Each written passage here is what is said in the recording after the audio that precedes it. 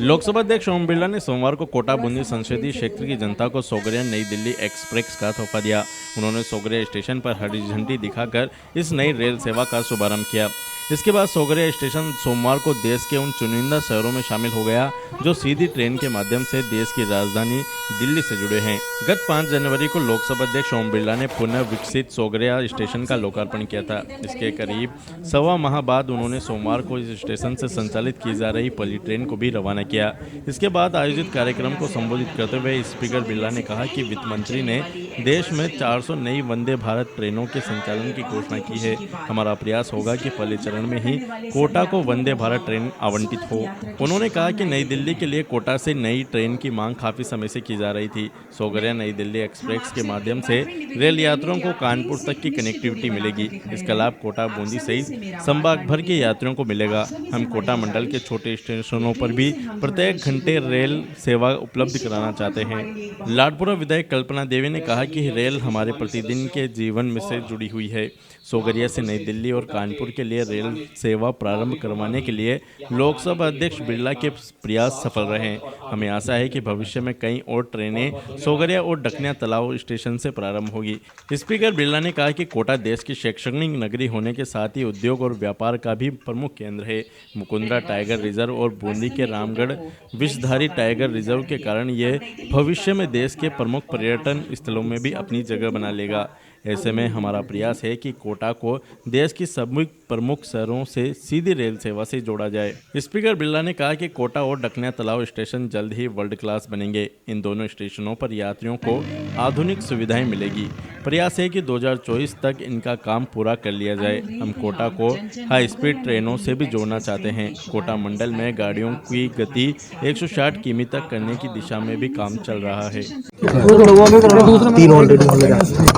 कोटा देश का एक प्रमुख रेलवे स्टेशन है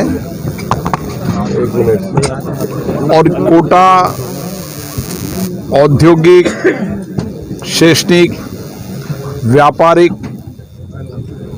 का भी एक महत्वपूर्ण केंद्र है। Kota railway station Delhi Bombay rail line के बीच का रेलवे स्टेशन है। यहाँ पर सभी यात्रियों को रेल कनेक्टिविटी बेहतर हो, यात्री सुविधाएं बेहतर हो, इसके लिए लगातार प्रयास चालू है।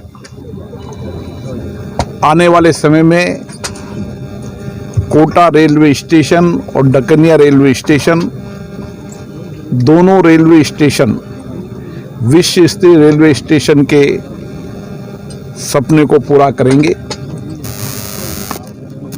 यहाँ से आज नई एक ट्रेन चली है जो कोटा से दिल्ली एक्सप्रेस ट्रेन है। ये ट्रेन थोड़ा गैप देकर एक नई ट्रेन श्रम शक्ति के रूप में बनेगी जो कानपुर तक जाएगी। तो कोटा से उत्तर प्रदेश का एक रेल यात्रियों को एक सुविधा मिलेगी, क्योंकि कोटा में बड़ी संख्या में विद्यार्थी पढ़ते हैं, देश के अलग अलग राज्यों से यहाँ पढ़ने आते हैं। हमारी कोशिश है कि सभी राज्यों से कोटा रेलवे स्टेशन की कनेक्टिविटी हो। इसके लिए भी एक महत्वपूर्ण ट्रेन है, क्योंकि अभी इटावा कानपुर के लिए कोई हमारे पास एक्सप्रेस ट्रेन नहीं थी। ये श्रम शक्ति के नाम से दिल्ली से चलेगी, तो एक नई रेल ट्रेन हमें मिलेगी।